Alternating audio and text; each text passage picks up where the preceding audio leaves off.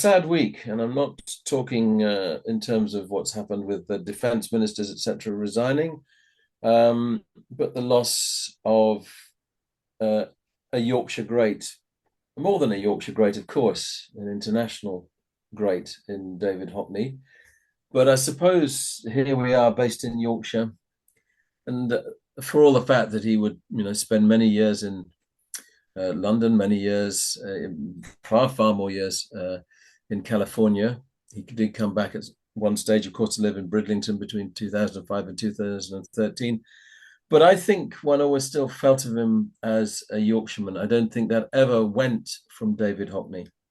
He had that great ability where wherever he went, where he lived and worked in France or LA or New York or Mm. wherever, he remained Yorkshire, but he got on well with the people he was working with in those countries. So he was simultaneously very Yorkshire and also quite international. That's pretty hard act to pull off. It's also tricky on a level that I don't think many a Yorkshireman has that kind of impact that way. Yeah, well, as you know, Yorkshire is proudly Yorkshire, but Yes, almost in defiance of the rest of the world, which yes. makes interacting with the rest of the world sometimes a slight problem. Not always, but sometimes. And you've lived here now for more than half your life, so you've seen that at close hand, how Yorkshire can Yeah. be. And Yeah, the Scots and the Yorkshire people are closely related in temperament yes, and outlook, but they are different. And one of the differences is that Scotland, in general, Scottish will engage with the rest of the world in quite an open fashion. They haven't really got that backs to the wall, we are Yorkshire, we don't care mentality. so would his Yorkshireness have been part of his art or not? What if one think Completely. I obviously mean, he painted mm, Yorkshire. We know that around mm. the Wolds in particular, and of course Garraby Hill, the painting that drew him back to painting Yorkshire. And while I love his Yorkshireness, if you look at works, most obviously swimming pools in Los Angeles, that doesn't speak of Yorkshire. It speaks obviously of a love of colour, a love of shape, a love of sensuality. But Yeah, did they're all strong though. did Yorkshire is Yorkshire not a define him place more for than anything else? Yorkshire is not a place for weaklings or anybody No. with an airy fairy lightweight idea. It's quite a tough Mm. place, and his paintings are very strong, strong lines, strong visuals, strong ideas. There's nothing whiffly waffly about a Hockney painting, no matter what the content was or what the style of painting was. It was very clear what he was trying to do. There was the rebel in him, of course. Even at school, the school wasn't encouraging him particularly to paint. His parents did, and it was his parents who, made sure that he could go on to study at the Royal College. And he himself, he took the view when it was told to write an essay, and his view at that point was, judge me on my art. Even he's saying that even as a college student, judge me on my art. Why have I got to write an essay? So there's a kind of Yorkshire bloody mindedness there. But Yeah, maybe I'm saying that's a Yorkshire quality. Maybe it's more that was just something that drove him anyway. There was a rebel in him that was never sated. He was always looking to change the art that he did.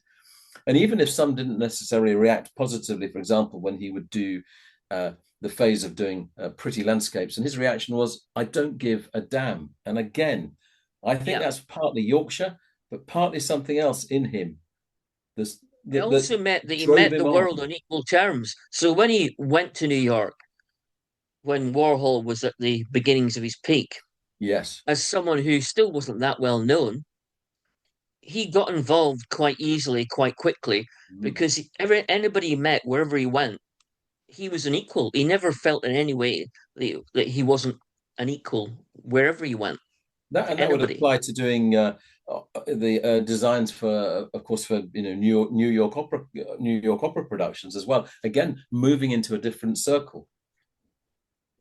Yeah, but I have to interrupt slightly to say that I nearly bought a Hockney yesterday, or rather, my wife nearly bought a Hockney, and I think that's probably the most middle class thing I could ever say in public.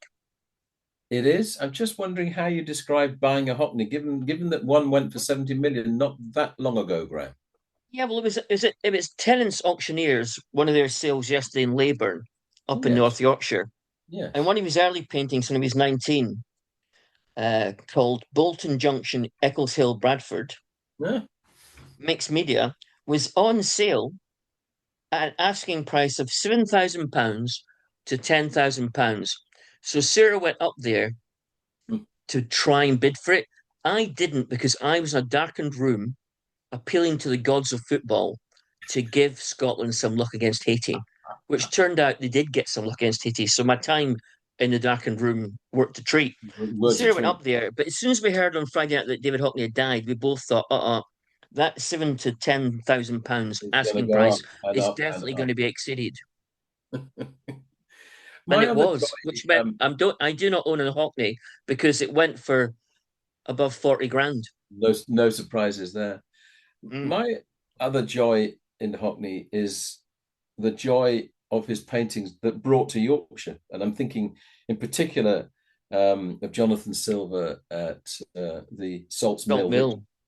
I would recommend top place to go, frankly, anywhere of anywhere to go to in Yorkshire. If you're just going to go to one place, and don't, so I'm not saying York Minster, I'm not ruling York Minster out, but going to Salts Mill seems to me absolutely the epitome of a beautiful Yorkshire experience in the modern world. Run by It's got Jonathan everything. Stowe. It's got a lot of Hockneys, but it's also got a Yes, great cafe, a great bookshop. yes, It it has has. modern artists exhibitions there, and it's a great building.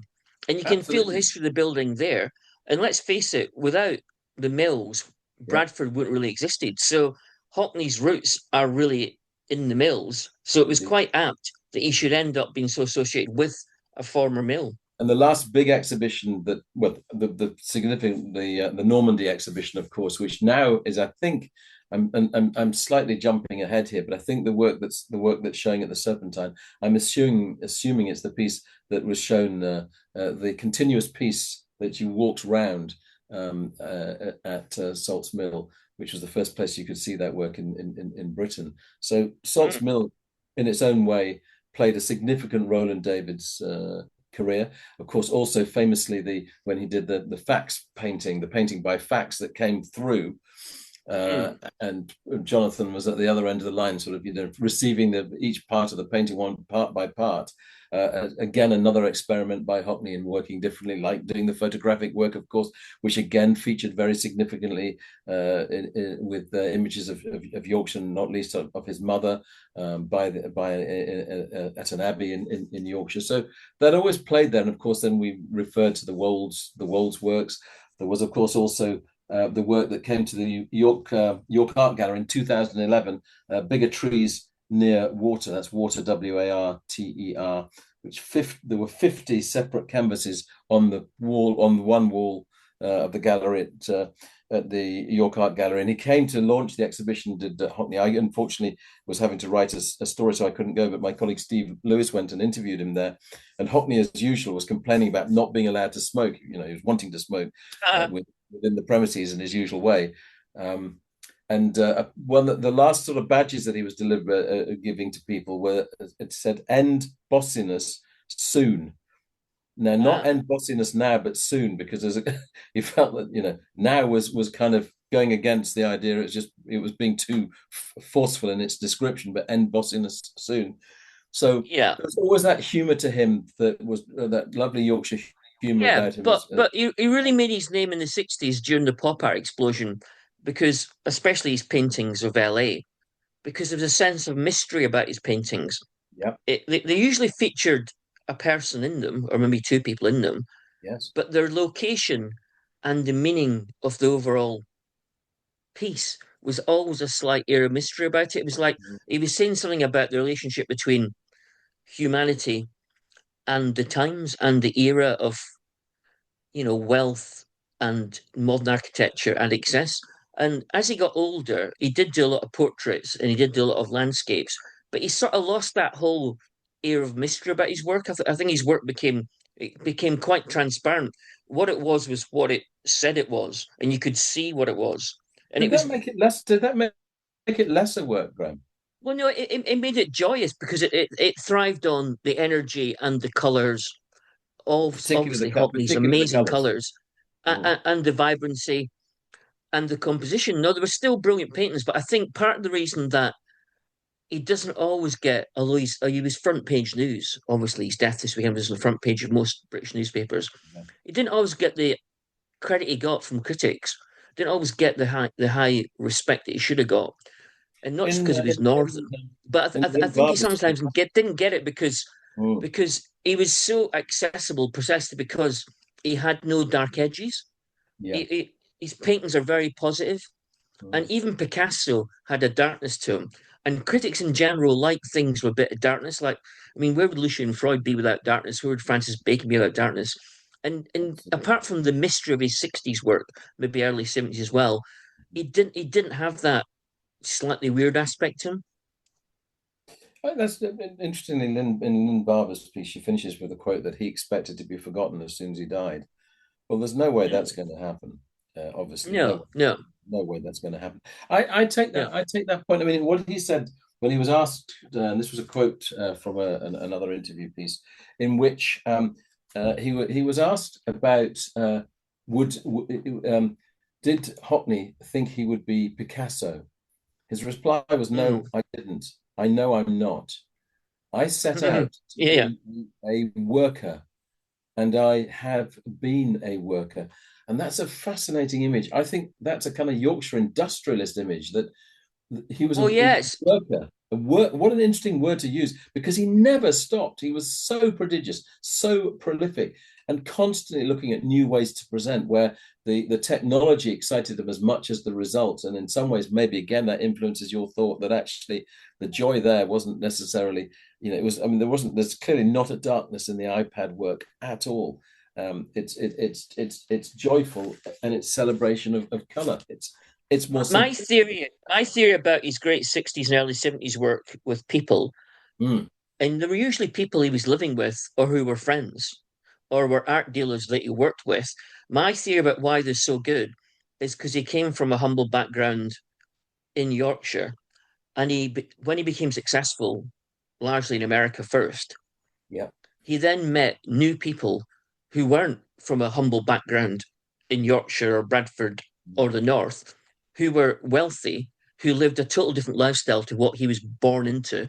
Yeah. And I think he was a great in the 60s and early 70s, though he never spelt it out explicitly, he was a great critic of the affluent bourgeois arty set of his time, a bit like Jarvis Cocker at Pulp, when Yes. Pulp made it big in London, was a great critic of the whole scene. And I think he was, because he was, even though he didn't feel like an outsider, he had that slight outsider's eye about the whole thing. There's a quote, and I'm going to get this quote slightly wrong, but um, where at the when he was at the Royal College and he was sort of seen as something of an outsider figure, and they were being dismissive about his work and whatever. And he was saying of the other people's work, he said, "Well, looking at their work, I would be shutting my mouth." So suggesting, Mm, again that there was a separation there, but yeah, he was absolutely assured in his quality of his work. And for those who were bleating and complaining about him getting attention, and when they weren't, he made a very, very strong point, denigrating their work and being sure of his own, which I guess is very important as well to have that. You make that mention of Jarvis Cocker, that you want that supreme confidence to go with the look that he came up with, the blonde hair, the round glasses. Later on, the yellow Crocs that he wore to attend to a yeah. ceremony with Prince. I think it was still Prince Charles at the time. Maybe it was King Charles by then. Um, the suits that he wore, etc. The fashion side, which we've Well, not he was even a mentioned. proper 1960s dandy. Yes. It looked like he could have joined the Beatles at one point, Well, he is my ultimate fashion icon, or the Rolling Stones. and because my view is anyone who can wear a combination of stripes, polka dots, anyone who can put great energy and joy into celebrating the work of a suit, which some people sort of just see as a utilitarian object, and he made it far Yeah, more than that. And round glasses, between him and Lennon, the two great wearers of round glasses. that's true.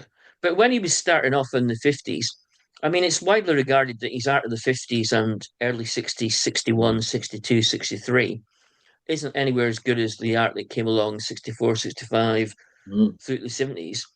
But the one thing about Hockney is that even if you accept the fact that the early art isn't as good, he didn't, he always knew what he was doing. Like during those different phases of his artistic life, he wasn't struggling to find a direction. No. He was clear about his direction at every point.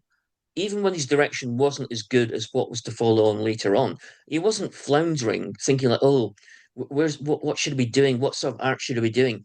He wasn't like, he never felt like he was struggling to be an artist. And I know a lot of artists destroy their own work because they're not very happy with it. I Mm. can't imagine that Hockney destroyed much of his own work. There was also a bravura side to him as a gay man as well. His early gay Mm. art, the coded words. I love words We on two boys paint. clinging together. The most famous one of all of his early works, of course, Mm. certainly worth, I think, rather more than 40,000 of your wife Sarah's money. I'm sure these days, Which we actually. didn't have. But again, that side as well. Which homosexuality was still illegal in Britain at that time. So to do Mm, that kind mm. of work in its own way was brave. Of course, it was. I think the fact that, as well as the message has been a bit coded, or they weren't that hard to decipher, I think Lovely. the other thing in his favor and why he got away with it so well in the 60s, when times were tougher if you were gay in particular, was that the combination of Yorkshire toughness and down to earthness Mm. and that complete self confidence to the outside world in how he presented himself in terms of his suits and his clothes and his Yes. spectacles. So there's no he didn't act like someone who was challenging authority. He acted like someone who was authority. He acted like he already run the world. Mm. So he was never a victim at any No, point. So no, I mean, turning up at he a didn't get yeah. He never got picked on for that reason because he no. never let himself be put in that box. I mean, turning up at his degree ceremony in a gold suit, and I think that's when the peroxide blonde hair started. At that point, Mm, mm, standing out from the crowd yeah. from the start. In terms of legacy, Graham, I mean that's a difficult word. International legacy versus Yorkshire legacy.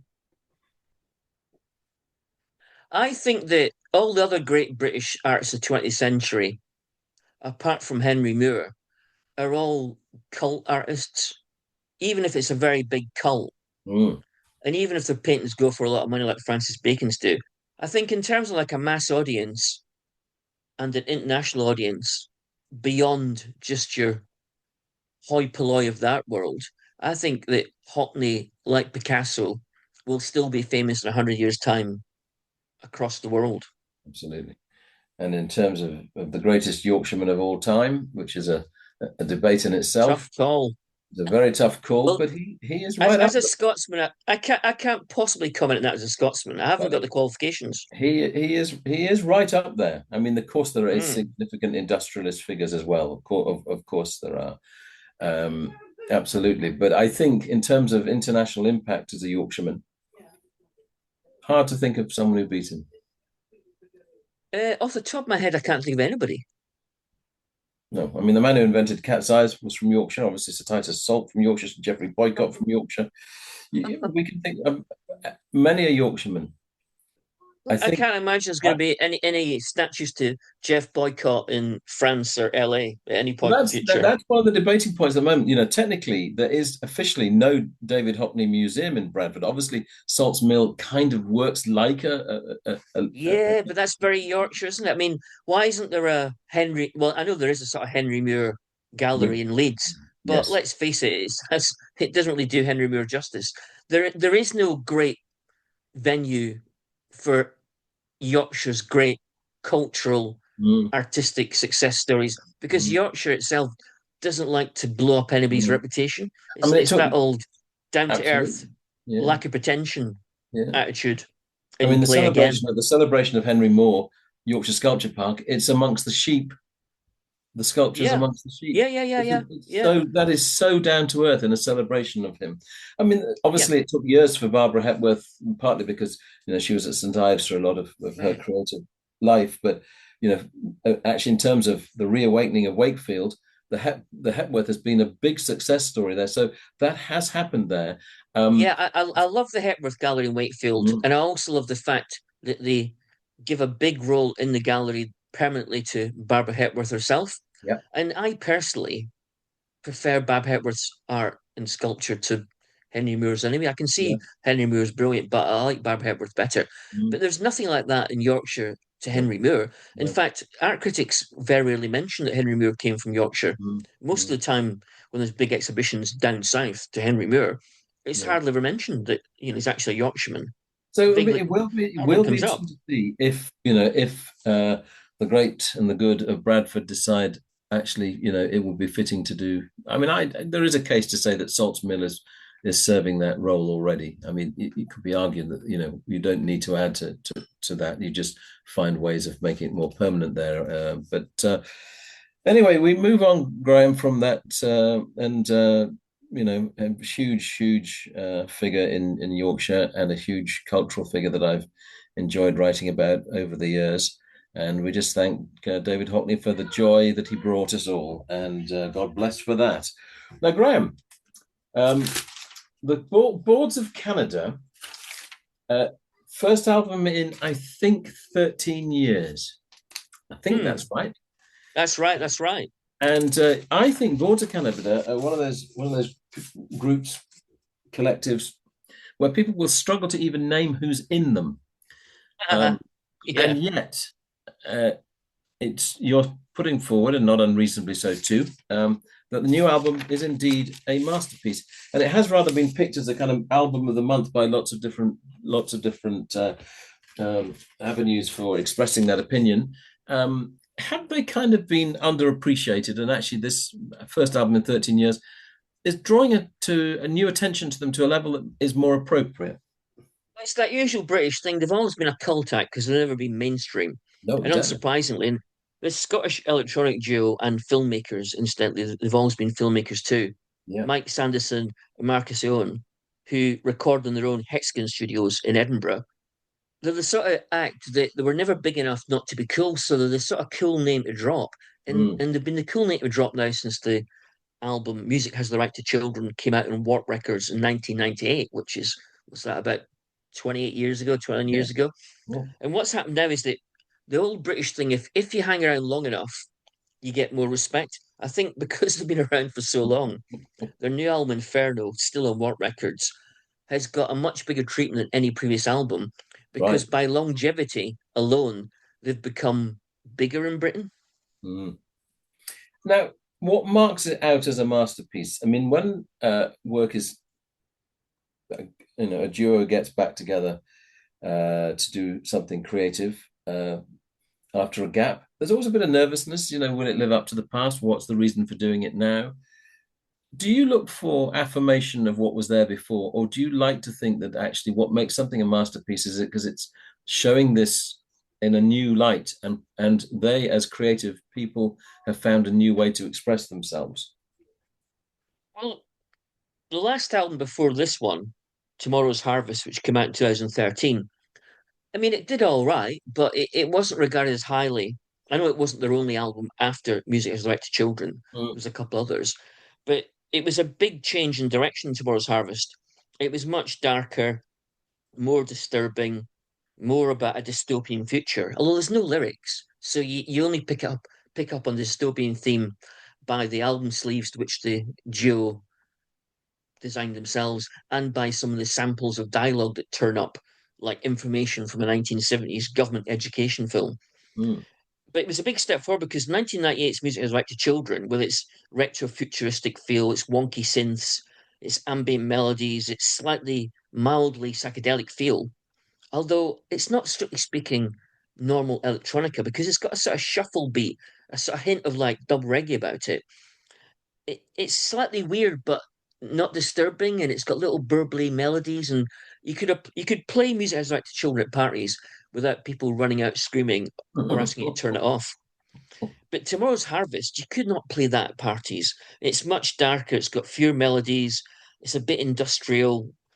Although they don't sound like reggae, but they've got that sort of dub reggae, sort of deep inside the DNA. It's mm, more like 1970s John Carpenter sci-fi or horror film soundtrack. Yeah. And so I don't love Tomorrow's Harvest, and the critics didn't love it, but it got reasonable reviews. What makes Inferno better is that it's, even though it's even darker, although it still has, I mean, it lasts nearly 7 minutes, it still has four or five really beautiful, lovely Brian Eno-esque ambient melodies in it. But it's darker in general, and it's like sort of like it's like the soundtrack to that 28 years later film Bone Temple with Mm. Ray Fiennes and Jack O'Connell. It sounds like a world post-apocalypse where all hope's gone and it's a dog eat dog savage civilization. And there's loads of sample dialogue from the duo's own films. And technically, you'd think, wait, that sounds like a hard listen, but it isn't a hard listen. And the reason it's not a hard listen is because it's beautifully done. It's very patient. It sort of broods with menace, rather like throwing rather than anything over the top. And on top of that, the great thing about it is that it doesn't sound like they're outsiders describing the horror from a distance. It sounds like they're inside the belly of the beast, like they themselves have become the soundtrack. So it feels completely organic. It feels totally natural. It's really well judged from start to finish, and it's sort of moving. But bizarrely for music with no lyrics, there's a lot of feeling in it, a lot of sadness and sorrow, very poignant. It's quite it's a quietly emotional album. So I think it's the best thing they've ever done. In terms of how it relates to 2026, Mm. a Well, landscape it's got that could be yeah. Well, described as the an sleep inferno, the landscape that we're in right now. yeah. Well, the sleeve is fantastic. Oh, the little booklet, all these images from films that Mike and Marcus have made, and the images look like they're from a post-apocalyptic film. And Mm, the themes are quite contemporary because it's about a divided world, it's about religious cults, it's about madmen, it's about death and disaster.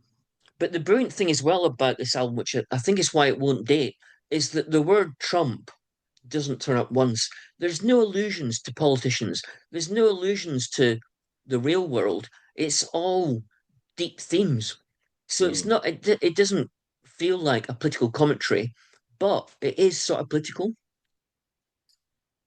It's uh, a piece that I don't I don't know their work at all. This is going to so I in listening to you here, I am very much drawn to wanting to discover this and the great Mm. joys of Spotify, etc. For someone like me who is new to the work,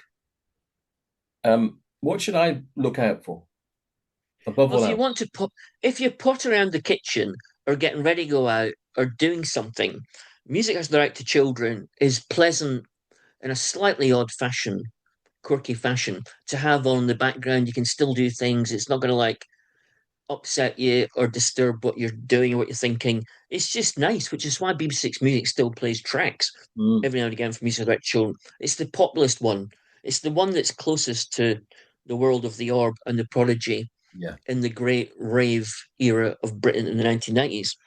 But if you want to listen to something that's actually got a deep artistic quality, the great thing about Inferno is that if you sit there on your own and listen for the whole 69 minutes, Mm.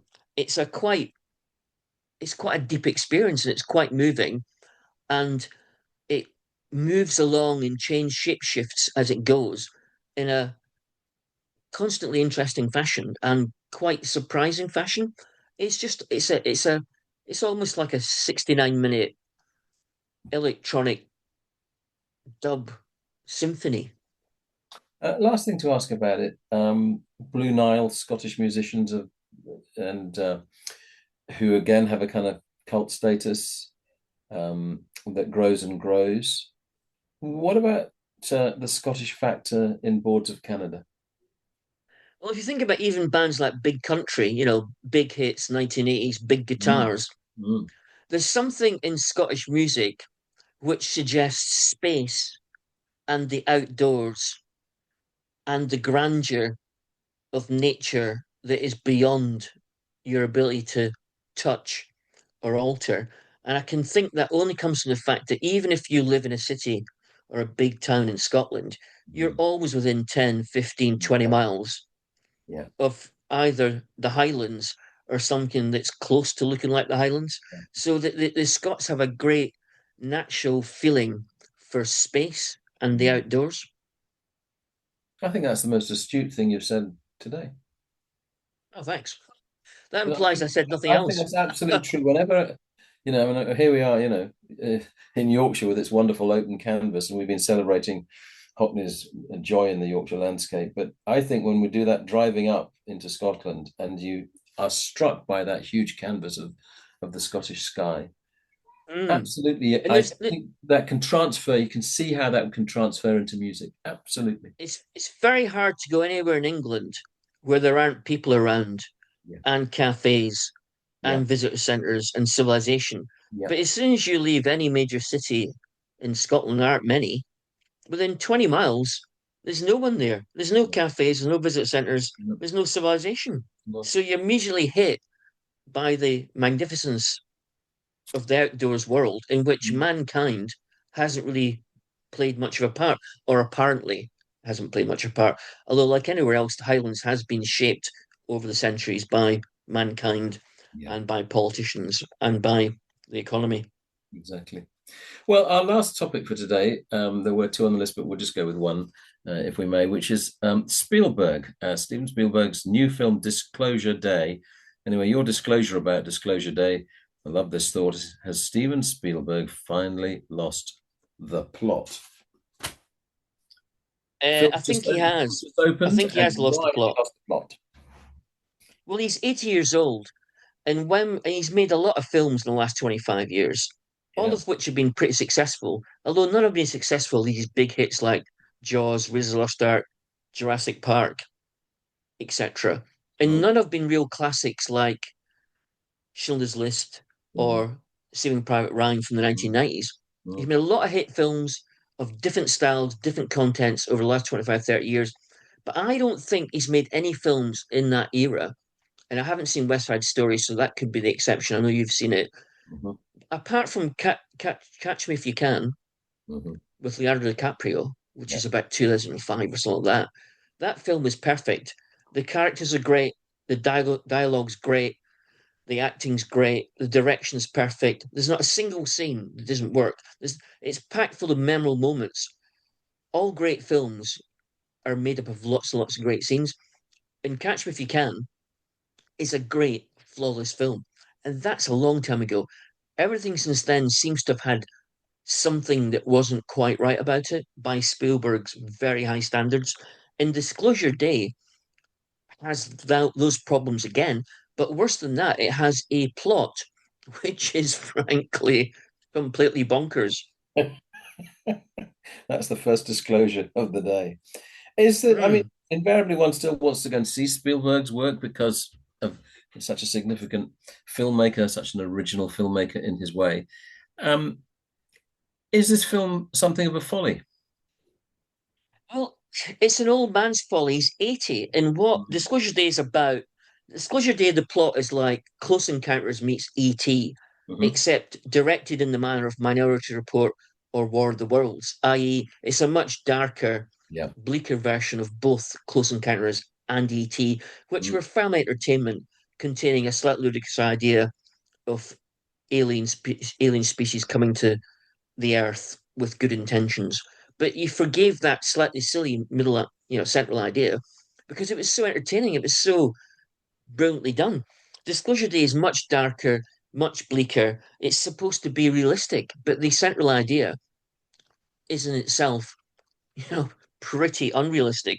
So that's a bit of a problem. And the other problem is that the story's by Spielberg with a script by the guy who wrote Jurassic Park.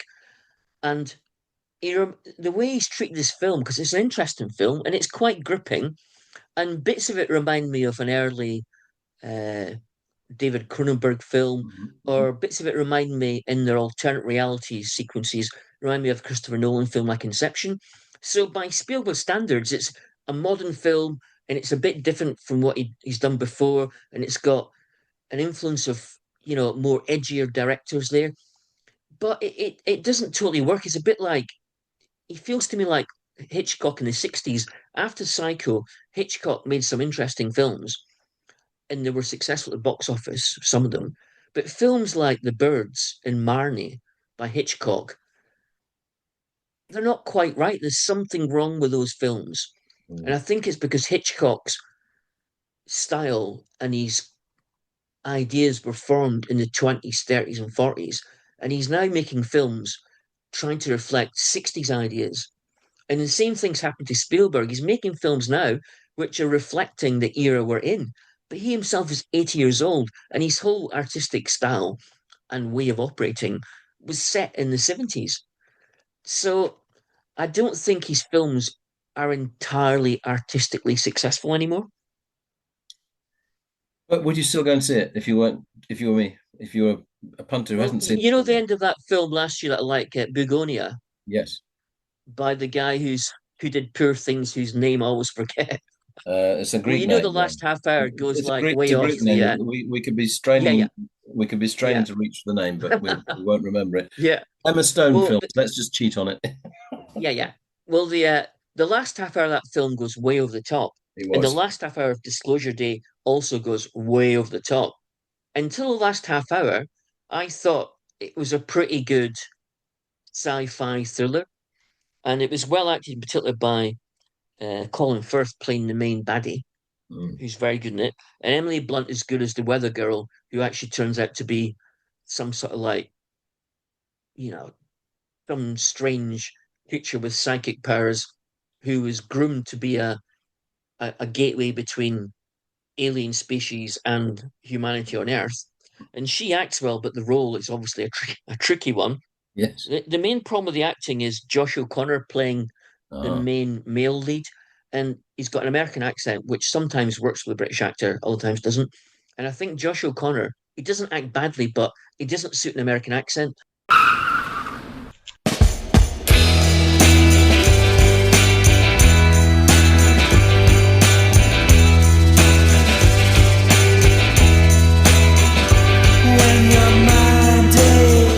You've been listening to the podcast Two Big Egos in a Small Car. Your hosts were Graham Chalmers and Charles Hutchinson. This was a Baltic Sub production.